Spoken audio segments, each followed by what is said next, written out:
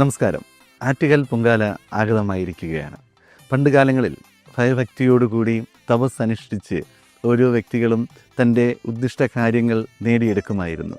എന്നാൽ കലിയുഗത്തിൽ നിങ്ങൾ വ്രതശുദ്ധിയോടുകൂടി ആറ്റുകാൽ അമ്മയ്ക്ക് പൊങ്കാല അർപ്പിച്ച് പ്രാർത്ഥിച്ചു കഴിഞ്ഞാൽ നിങ്ങളുടെ ഇഷ്ടകാര്യങ്ങൾ നിങ്ങൾക്ക് നേടിയെടുക്കുവാൻ സാധിക്കും. നിങ്ങൾ മനസ്സുരുകി പ്രാർത്ഥിച്ചുകൊണ്ട് പൊങ്കാല അർപ്പിക്കുകയാണെന്നുണ്ടെങ്കിൽ സമ്പൽ സമൃദ്ധിയും ആയുരാരോഗ്യവും കൂടാതെ നിങ്ങളുടെ ജോലിയിലുള്ള ബുദ്ധിമുട്ട് മാറി കിട്ടുന്നു. മാത്രമല്ല, വിവാഹ തടസ്സങ്ങൾ മാറുന്നു, വിദ്യാഭ്യാസ നേട്ടങ്ങൾ, ഇങ്ങനെ നിങ്ങൾ ആഗ്രഹിക്കുന്ന എല്ലാ കാര്യങ്ങളും നിങ്ങൾ പൊങ്കാല അർപ്പിച്ചു കഴിഞ്ഞാൽ നിങ്ങൾക്ക് നേടിയെടുക്കുവാൻ സാധിക്കും. കൃത്യമായ വ്രതശുദ്ധിയോടുകൂടി ദേവിയെ മനസ്സിൽ പ്രാർത്ഥിച്ചുകൊണ്ട് ആ നാമം ജപിച്ചുകൊണ്ട് പൊങ്കാല അർപ്പിക്കുകയാണെന്നുണ്ടെങ്കിൽ നിങ്ങൾക്ക് സർവ്വ ഐശ്വര്യവും വന്നു ചേരുക തന്നെ ചെയ്യും. ഈ വർഷത്തെ ആറ്റുകാൽ പൊങ്കാല വരുന്നത് 2026 മാർച്ച് മാസം 3-ാം തീയതി ചൊവ്വാഴ്ചയാണ്. ചൊവ്വാഴ്ച രാവിലെ 9:45 അടുപ്പിൽ അഗ്നി പകരുകയും 2:15 പൊങ്കാല നീതിക്കുകയും ചെയ്യുകയാണ്. അപ്പോൾ ഈയൊരു സമയത്ത് എല്ലാ ഭക്തജനങ്ങളും അവരുടെ കൃത്യമായ ഭക്തിയോടുകൂടി വിശ്വാസത്തോടുകൂടി അമ്മയ്ക്ക് പൊങ്കാല അർപ്പിക്കുക. അപ്പോൾ നമ്മൾ പൊങ്കാല അർപ്പിക്കുന്ന സമയത്ത് അവിടെ പോലീസുകാരുണ്ടാകും, ക്ഷേത്ര ഭാരവാഹികളുണ്ടാകും, നടത്തിപ്പിക്കുന്ന ഒരുപാട് ആൾക്കാരുണ്ടാകും. അവരുടെ നിർദ്ദേശങ്ങൾ കൃത്യമായി പാലിക്കുക. നിങ്ങളുടെ നല്ലതിന് വേണ്ടിയാണ്, ഒരു അപകടങ്ങളും സംഭവിക്കാതിരിക്കുവാനാണ് അവർ പറയുന്നത്. നല്ല വൃത്തിയുള്ള സ്ഥലത്ത്, നിങ്ങൾക്ക് അനുയോജ്യമായ സ്ഥലത്ത് പോയി പൊങ്കാല ഇടുന്നത് വളരെ നല്ലത് തന്നെയായിരിക്കും. നിങ്ങളുടെ കൂടെയുള്ള വ്യക്തികൾ, നിങ്ങളുടെ അടുത്ത് പൊങ്കാല ഇടുന്ന വ്യക്തികളെല്ലാവരും നിങ്ങളെപ്പോലെ തന്നെ വ്രതമെടുത്ത് ഭക്തിയോടുകൂടി ദേവിക്ക് പൊങ്കാല അർപ്പിക്കുവാൻ വന്നിരിക്കുന്നവരാണ്. അവരോടും നിങ്ങൾ നല്ല രീതിയിൽ ബഹുമാനത്തോടുകൂടി പരസ്പര സഹകരണത്തോടുകൂടി എല്ലാവരും ദേവി നാമം ജപിച്ചുകൊണ്ട് പൊങ്കാല അർപ്പിച്ച് മുന്നോട്ട് പോകുന്നത് വളരെ നല്ലത് തന്നെയായിരിക്കും. പൊങ്കാല ഇടുന്നവർ 7 ദിവസമോ അല്ലെങ്കിൽ 3 ദിവസമോ കൃത്യമായി വ്രതം എടുത്ത് തന്നെ ദേവിക്ക് പൊങ്കാല അർപ്പിക്കുക.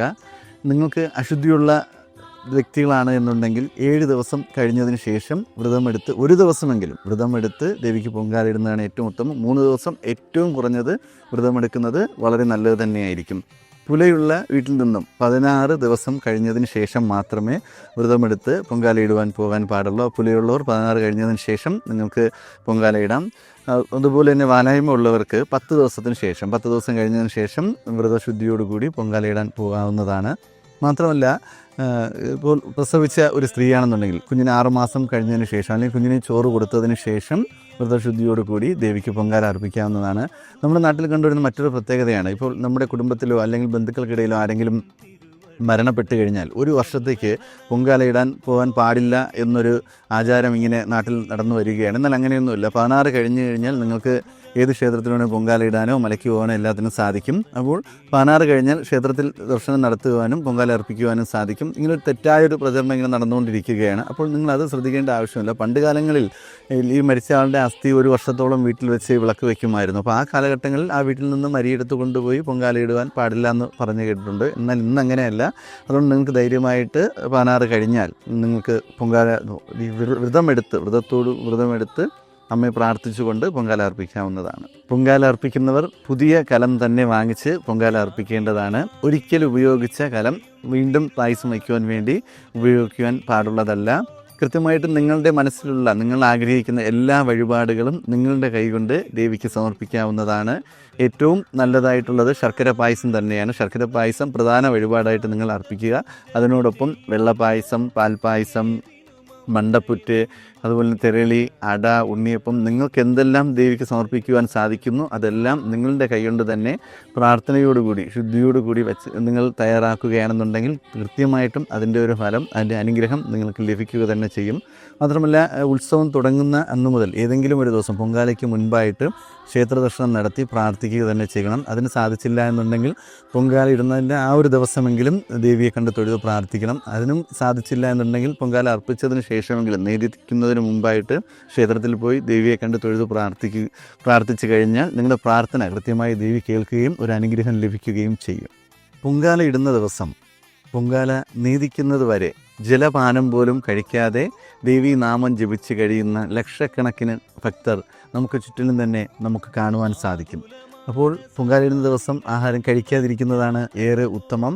എന്നാൽ നിങ്ങളുടെ ആരോഗ്യസ്ഥിതി അനുസരിച്ച് നിങ്ങൾക്ക് കഴിക്കാവുന്നതാണ്. അങ്ങനെ കഴിക്കുന്നു എന്നുണ്ടെങ്കിൽ പൊങ്കാല തിളച്ചതിന് ശേഷം ആഹാരം കഴിക്കുന്നത് ഉത്തമം തന്നെയായിരിക്കും.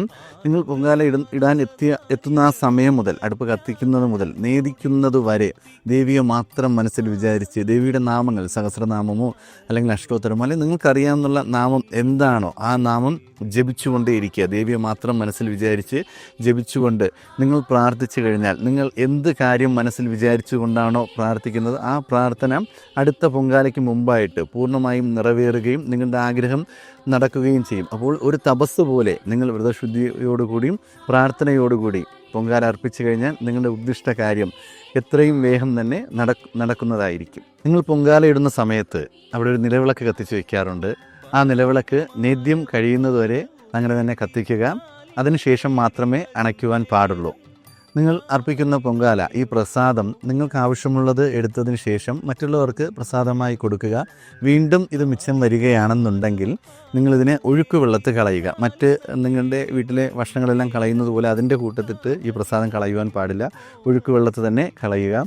അതിനുശേഷം പൊങ്കാല ഇട്ടതിന് ശേഷം ആ മൺചട്ടി, ആ മൺകലം നിങ്ങൾ ഭദ്രമായി സൂക്ഷിക്കുക. അതിൽ മറ്റ് ആഹാര സാധനങ്ങൾ പാചകം ചെയ്യുവാൻ ഒരിക്കലും പാടില്ല. അതിൽ നിങ്ങൾ അരി തട്ടി വയ്ക്കുക. കാരണം നിങ്ങളുടെ വീട്ടിൽ ഉപയോഗിക്കുന്ന അരി അതിനകത്ത് ഇട്ട് സൂക്ഷിച്ച് വയ്ക്കുക. എല്ലാ ദിവസവും അതിൽ നിന്നും ഒരു പിടി അരി എടുത്ത് നിങ്ങൾ പാചകം ചെയ്യുകയാണെന്നുണ്ടെങ്കിൽ ഒരിക്കലും അന്നത്തിന് മുട്ടും വരില്ല.